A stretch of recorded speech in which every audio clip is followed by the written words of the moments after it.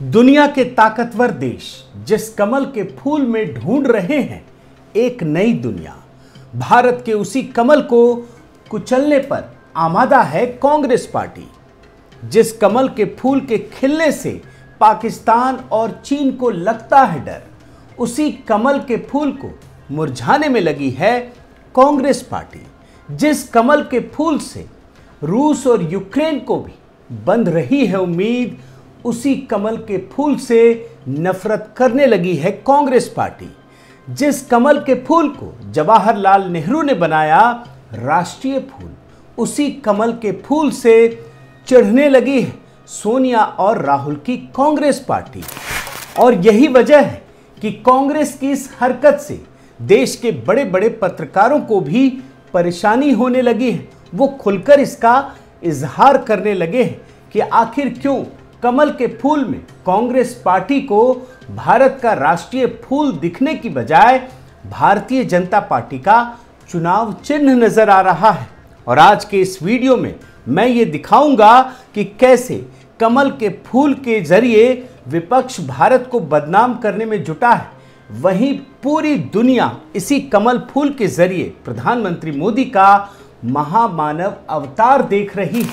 साथियों नमस्कार, मैं हरिश्चंद्र बर्णवाल। आपका शायद ध्यान गया या फिर नहीं गया, लेकिन इस समय कमल का फूल पूरी दुनिया के लिए विमर्श का केंद्र बन गया है। भारत में जहां विपक्ष इसे बदनाम करने की मुहिम में जुटा हुआ है, प्रधानमंत्री मोदी से जोड़कर, भाजपा से जोड़कर, वहीं पूरी दुनिया के लिए यही फूल आशा का एक प्रतीक बनकर उभरा है। और मैं आपको ये बताऊंगा कि हो सकता है आप कांग्रेस के नैरेटिव में फंसकर भाजपा के चुनाव चिन्ह से इसे जोड़कर देख रहे हो, लेकिन मैं सारी स्थिति आपके सामने रखूंगा। सबसे पहले आपको खबर दिखाता हूं कि क्यों ये मुद्दा इस समय चर्चा का विषय बना हुआ है। प्रधानमंत्री मोदी ने, ये बहुत ही महत्वपूर्ण खबर है और बड़ी खबर है, इसका अगले 1 साल तक असर होने वाला है। आप देख लीजिए, G20 की 1 दिसंबर को अध्यक्षता मिलने वाली है भारत को। प्रधानमंत्री मोदी अध्यक्षता करेंगे, लेकिन उससे पहले G20 के लिए लोगो, प्रेरणा वाक्य और वेबसाइट की लॉन्चिंग की है। और याद रखिए, आज़ाद भारत के इतिहास में पहली बार हो रहा है जब भारत को G20 समिट का आयोजन मिला है। भारत में पहली बार ये चीज़ें हो रही हैं। और G20 की अध्यक्षता का मतलब क्या है, ये तो आप भी समझ सकते हैं ना, कि इसमें यूरोपियन यूनियन के अलावा अमेरिका, रूस, चीन, ब्रिटेन, फ्रांस समेत दुनिया के 19 ताकतवर देश शामिल हैं। और इनकी ताकत कितनी बड़ी है ये भी आप समझ लीजिए कि इसके सदस्य वैश्विक जीडीपी का 80%, वैश्विक व्यापार का 75% और वैश्विक आबादी के 60% हिस्से का प्रतिनिधित्व करते हैं। और G20 की अध्यक्षता भारत को मिलेगी जब 1 दिसंबर को, तो उससे पहले एक बड़ा आयोजन रखा गया जिसमें इसके थीम, लोगो और तमाम चीज़ों का अनावरण किया गया। प्रधानमंत्री मोदी ने भारत के मंत्र को पूरी दुनिया के सामने रखा और ये बताया कि भारत के लिए दुनिया ना तो बाजार है और ना ही जमीन का टुकड़ा, बल्कि विश्व भारत के लिए परिवार है, एक भावना है। और जो लोगो लॉन्च किया गया है ना, उसमें कमल के फूल को एक विशेष स्थान दिया गया है और जिस पर विवाद अभी चल रहा है। लेकिन कमल के फूल को क्यों विशेष दर्जा दिया गया, इसके बारे में खुद प्रधानमंत्री मोदी ने बताया है। जरा उनका एक बयान सुनिए। वसुधैव कुटुंबकम के मंत्र के जरिए विश्व बंधुत्व की जिस भावना को हम जीते आए हैं, वो विचार इस लोगो और थीम में प्रतिबिंबित हो रहा है। इस लोगो में कमल का फूल भारत की पौराणिक धरोहर, हमारी आस्था, हमारी बौद्धिकता, इन सबको एक साथ चित्रित कर रहा है। लेकिन मोदी के विरोध में कांग्रेस इतनी अंधी हो गई है कि इस कमल के फूल को भी विवाद का एक कारण बना दिया। मतलब हम तो देखते हैं ना कि स्वच्छता की बात होती है तो उसके अगेंस्ट चले आते हैं। उनको यही समझ में नहीं आता ये मोदी विरोध कर रहे हैं या भारत का विरोध कर रहे हैं। और आप देखिए जो कांग्रेस के नेता हैं जयराम रमेश, उन्होंने तमाम बातें लिखते हुए साफ कह दिया कि आपने कमल का फूल क्यों डाला। वो भूल गए कि ये राष्ट्रीय फूल है। और यही वजह है, आप ट्वीट देख लीजिए कि जो केंद्रीय मंत्री हैं हरदीप पुरी, उन्होंने जयराम रमेश को, ये गांधी परिवार के बेहद करीबी नेता हैं, उनको याद दिलाया कि जब नेहरू सरकार ने इसे राष्ट्रीय फूल बनाया था तब तो जयराम रमेश पैदा भी नहीं हुए थे। 1950 में कांग्रेस की ही सरकार थी, उन्होंने इसे राष्ट्रीय फूल बनाया था। और ये जयराम रमेश है वो 1954 में पैदा हुए थे। तो क्या ये इस महत्व को भी नहीं समझ रहे हैं? और आगे देखिए, एक और मैं आपको ट्वीट दिखाता हूं। शहजाद ने क्या लिखा है कि कमल का फूल राष्ट्रीय फूल तो है ही साथ मां लक्ष्मी कमल के फूल पर विराजमान होती है। तो ये सवाल भी उठता है कि क्या इसी वजह से इसका विरोध किया जा रहा है? कहीं ऐसा तो नहीं कि तुष्टीकरण की नीति के तहत कांग्रेस इसका विरोध कर रही है? और मैं आपको कुछ और चीजें दिखाता हूं, कुछ पत्रकारों के भी ट्वीट्स दिखाता हूं। टाइम्स नाउ के editor in chief Rahul Shivshankar ने बताया कि दुनिया के सबसे बड़े इस्लामिक देश जहां मुस्लिम आबादी सबसे अधिक है, इंडोनेशिया, वहां पर भी जब G20 की प्रेसिडेंसी मिली थी तो उसने जो अपना प्रतीक चिन्ह बनाया था वो भारत से जुड़ी संस्कृति को ही उसमें तवज्जो दी गई थी। उस देश में जो सबसे बड़ा इस्लामिक देश है, उन्होंने एक और तस्वीर शेयर की है और ये बताया है कि 1980 में जब केंद्र सरकार ने स्टैंप प्रकाशित किया था तो उसमें भी कमल के फूल को जगह दी गई, महत्व दिया गया था। तब आपको समझ में नहीं आया कि भारतीय जनता पार्टी का चुनाव चिन्ह है, क्या उन्हें पहले से ही पता था? और मैं आपको कुछ चीजें और दिखाता हूं। ये देखिए, एबीपी न्यूज की एंकर रोमाना इशार खान है, उन्होंने भी कांग्रेस की इस घटिया मानसिकता को उजागर किया। क्या लिखा है ये देखिए। ये तो बहुत संकुचित नजरिया दिखाया कांग्रेस ने। ये कमल का फूल भारत का राष्ट्रीय फूल है, लोगों वाला कमल का फूल तिरंगे के रंगों से सराबोर है। ऐसे में G20 लोगों पर सवाल सिर्फ सियासी ही नजर आते हैं। इसके अलावा नेटवर्क 18 के ग्रुप एडिटर ब्रजेश कुमार सिंह ने एक महत्वपूर्ण जानकारी दी, वो भी आपको समझना चाहिए। आप देखिए, ये जम्मू कश्मीर क्रिकेट एसोसिएशन का लोगो है जिसकी स्थापना 1957 में हुई थी। जम्मू कश्मीर, आप समझ लीजिए, मुस्लिम बहुल राज्य है। कोई बताएगा कि बीजेपी का कमल इसमें क्या कर रहा है? आप समझिए, कमल के फूल को कितनी जगह लगाया गया है। और मतलब ये तो राष्ट्रीय फूल है ना, लेकिन कांग्रेस की स्थिति इतनी खराब हो चुकी है कि उसे समझ ही में नहीं आ रहा है कि वो मोदी का विरोध करने के चक्कर में देश के विरोध पर उतर आई, देश के प्रतीक चिन्हों के विरोध पर उतर आई। खैर, कांग्रेस का विरोध तो कमल के फूल पर ही टिक गया। जितनी बड़ी सोच उतनी बड़ी करनी। लेकिन आपको मैं दुनिया के हालात पर लेकर चलता हूं। जिस समय प्रधानमंत्री मोदी G20 का लोगो, थीम और तमाम चीजें लोकार्पण कर रहे थे, जिसका अनावरण कर रहे थे, उसी समय भारत के विदेश मंत्री डॉक्टर जयशंकर रूस में वार्ता कर रहे थे और पूरी दुनिया की उम्मीद भारत से बढ़ रही थी कि भारत जो चीजें कर रहा है उससे यूक्रेन और रूस के बीच शायद संवाद की एक स्थिति बने।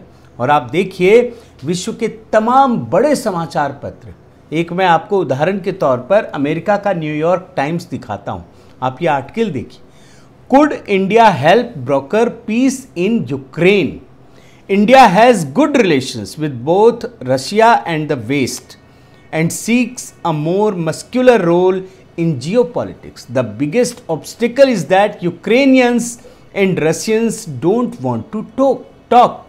मतलब ये अखबार भी मानता है कि रूस और यूक्रेन में बातचीत होनी चाहिए और इसके लिए भारत महत्वपूर्ण पहल कर सकता है। हर समाचार पत्र दोस्तों एक ही आशा के साथ भारत की ओर देख रहा है। और ये जो विश्वास है ना, वो सिर्फ विशेषज्ञों और पंडितों में ही नहीं है जो राजनीतिक पंडित हैं। ऐसा नहीं है कि सब कुछ अचानक लिखा पढ़ा जा रहा। आप देखते चले जाइए, कई सारी रिपोर्टें मैं आपके लिए निकाल कर लाया हूं। बल्कि ये विश्वास जो है ना, वो विश्व के राष्ट्राध्यक्षों में भी है।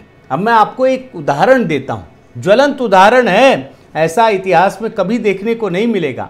मैक्सिको के विदेश मंत्री ने मैक्सिको की तरफ से आधिकारिक रूप से संयुक्त राष्ट्र संघ को एक लिखित में प्रस्ताव दिया है, और जानते हैं क्या कहा है कि सुरक्षा परिषद की नाकामी को देखते हुए महासचिव यूएन के एक कमेटी का गठन करें, जिसमें महासचिव के साथ ही हिज एक्सीलेंसी नरेंद्र मोदी और हिज हॉलीनेस पोप फ्रांसिस हों। यही कमेटी सिर्फ रूस यूक्रेन युद्ध को समाप्त करवा सकती है। और ये भी याद रखिए कि भारत और प्रधानमंत्री मोदी की तारीफ ऐसा नहीं है कि सिर्फ एक देश कर रहा है या कुछ अखबार कर रहा है, बल्कि दुनिया के हर देश, जो दुश्मन देश हैं आपस में, वो भी तारीफ कर रहे हैं। आप देखिए, राष्ट्रपति पुतिन विश्व मंचों पर प्रधानमंत्री मोदी को सच्चा देशभक्त और भारत को महान बताते हैं। वहीं यूक्रेन ने युद्ध की शुरुआत में ही भारत के प्रति विश्वास व्यक्त करते हुए एक महान शक्ति बताया था। और भारत से जो ये उम्मीदें जगी है ना, वो ऐसा नहीं है कि अनायास ही जग गई या कुछ अचानक से हो गया, बल्कि इसके ठोस सबूत हैं। रूस यूक्रेन युद्ध से पूरी दुनिया में अनाज की आपूर्ति बंद हो गई थी। विश्व बाजार में महंगे अनाज होने लगे, मतलब एक तरीके से त्राहिमाम मच गया। और कई सारी तस्वीरें आपने मीडिया में देखी होंगी कि किस प्रकार से यूरोप के कई देशों में, अफ्रीका के कई देशों में लोग महंगाई की वजह से सड़कों पर आ गए थे। और ऐसे में रूस को यूक्रेन के साथ ब्लैक सी ग्रेन समझौता के लिए तैयार किया गया। रूस ने जुलाई में यह समझौता किया था, जिसके तहत ब्लैक सी से यूक्रेन को अनाज निर्यात करने का रास्ता रूस ने दिया। और तब जाकर विश्व के गरीब देश हों या अमीर देश हों, सब तक अनाज पहुंचने लगा। क्योंकि इस युद्ध से जो अनाज की आपूर्ति थी ना, गैस की आपूर्ति तो आपने देखा है, अनाज की आपूर्ति भी बाधित हुई। लेकिन जब ये समझौता हो गया तब अनाज की आपूर्ति होने लगी। लेकिन एक बार फिर अक्टूबर में रूस इस समझौते को तोड़ने पर आमादा था और अमेरिका में महंगाई से हाथ पांव फूलने लगे, सबके होश फाख्ता हो गए। और उन परिस्थितियों में भी भारत ने एक बार फिर कमान संभाली और रूस को समझौते पर बने रहने के लिए समझाया। और भारत की सलाह को मानते हुए राष्ट्रपति पुतिन ने, आप रिपोर्ट को देखिए, समझौते को बनाए रखा और विश्व को एक बार फिर महंगाई और भूखमरी से बचाया गया। प्रधानमंत्री मोदी ने सिर्फ खाद्य संकट के मामले में ही विश्व को नहीं बचाया, बल्कि रूस के न्यूक्लियर प्लांट पर हमले करने से भी रोका, उन्हें बचाया, पूरी दुनिया को न्यूक्लियर हमले से बचाया। और कैसे? जब रूस यूक्रेन के जापोरिज्जिया न्यूक्लियर प्लांट पर हमला करने वाला था, तब प्रधानमंत्री मोदी ने रूस को ऐसा करने से रोका, मजबूर किया और विश्व को त्रासदी से बचाया। लेकिन ये जो मैं आपको उदाहरण दे रहा हूं ना, ऐसा नहीं कि ये गिना चुना उदाहरण है। भारत ने उस समय भी पूरी दुनिया को बहुत बड़े संकट से बचाया, जब कोरोना की त्रासदी हर ओर दिख रही थी। कोरोना महामारी से हर कोई त्रस्त था। उसके इलाज के लिए दुनिया को जब वैक्सीन की जरूरत पड़ी, तो भारत ने न सिर्फ अपनी जो आवश्यकता है उसको पूरा किया, बल्कि पूरी दुनिया की जरूरत को भी पूरा किया। और इसका सबूत आपको संयुक्त राष्ट्र संघ के महासचिव के बयान में दिखता है, जो कहते हैं, आप रिपोर्ट देखिए, India has been global leader in pandemic response efforts. और अभी कुछ दिन पहले एक और आपको उदाहरण देता हूं, संयुक्त राष्ट्र संघ के साथ मिलकर भारत द्वारा शुरू किए गए coalition for disaster resilient infrastructure ने पूरे देश के लिए, पूरी दुनिया के लिए, दुनिया के हर देश के लिए 2027 तक मौसम के बारे में अर्ली वार्निंग सिस्टम स्थापित करने की योजना लागू कर दी है। और आपको ये बात याद होनी चाहिए, याद रखनी चाहिए बल्कि, कि 2019 में ही प्रधानमंत्री मोदी ने संयुक्त राष्ट्र के साथ मिलकर coalition for disaster resilient infrastructure की स्थापना की थी, जिसके आज लगभग सभी देश सदस्य बन रहे हैं। और ये जानते हैं ना, ये एक भावना है। ये जो पूरी दुनिया के लिए चीज़ कर रहे हैं ना, ये तो सिर्फ एक भावना है जो प्रधानमंत्री मोदी ही इस समय कर सकते हैं और कर रहे हैं। और इतना ही नहीं, प्रधानमंत्री मोदी विश्व के हर देश की जो ज़रूरत है समस्याओं के समाधान के लिए रास्ता तैयार कर रहे हैं। एक और उदाहरण देता हूँ, बिजली यानी ऊर्जा सबसे बड़ी ज़रूरत है, और जिसके लिए उन्होंने 2018 में इंटरनेशनल सोलर अलायंस बनाया। आप रिपोर्ट देखिए, जिसके तहत अब पूरे विश्व के लिए वन सन, वन वर्ल्ड और वन ग्रिड की अवधारणा दी थी। एक ग्रिड बनाने की योजना पर काम कर रहे हैं, लागू कर रहे हैं। प्रधानमंत्री मोदी एक तरफ जहां विश्व की मूलभूत समस्याओं के समाधान में जुटे हैं, वहीं आतंकवाद के रूप में खड़ी सबसे बड़ी चुनौती का भी डटकर सामना कर रहे हैं। आप ये रिपोर्ट देखिए। हालांकि चीन और पाकिस्तान इस राह में आतंकवाद के जरिए भारत के खिलाफ रोड़ा अटकाने का प्रयास कर रहा है, लेकिन भारत की कूटनीति, प्रधानमंत्री मोदी की कूटनीति का यह असर है कि चीन और पाकिस्तान विश्व पटल पर एक्सपोज हो रहे हैं, और वो कह रहे हैं कि प्रधानमंत्री मोदी ने, भारत ने आतंकवाद के नाम पर उन्हें अलग थलग विश्व बिरादरी में कर दिया है। लेकिन सच्चाई क्या है? सच्चाई यह है कि आज पूरी दुनिया भारत के साथ खड़ी है। यूरोप और एशिया के लगभग सारे देश भारत के साथ खड़े हैं। दो सबसे बड़े प्रतिद्वंदी देश, एक तरफ रूस तो दूसरी तरफ अमेरिका, दोनों भारत की तरफ खड़े हैं, क्योंकि भारत एक ऐसी शक्ति बन गया है जिसमें पूरी दुनिया के सामने एक शक्ति संतुलन बनाने का सामर्थ्य हासिल किया है। साथियों, प्रधानमंत्री मोदी की देशभक्ति उन नीतियों में स्पष्ट दिखाई दे रही है जिसके जरिए इस देश के 130 करोड़ लोगों के जीवन में न केवल विकास हो रहा है, बल्कि भारत की अस्मिता और क्षमता को भी विश्व पटल पर स्थापित कर रही है। और याद रखिए, ये समझ लीजिए कि जिस स्वर्णिम भारत की कल्पना को भी हम लोगों ने आज़ादी के बाद दशकों तक हीनता के भाव के तले महसूस करना छोड़ दिया था, उस सपने को भी आज प्रधानमंत्री मोदी साकार करने में जुटे हुए हैं। बहुत बहुत धन्यवाद। आपसे निवेदन है दोस्तों कि आप मेरे इस चैनल को ज़रूर सब्सक्राइब कीजिए, लाइक कीजिए, शेयर कीजिए, कमेंट कीजिए और इस बेल आइकन को प्रेस करना मत भूलिएगा। नमस्कार।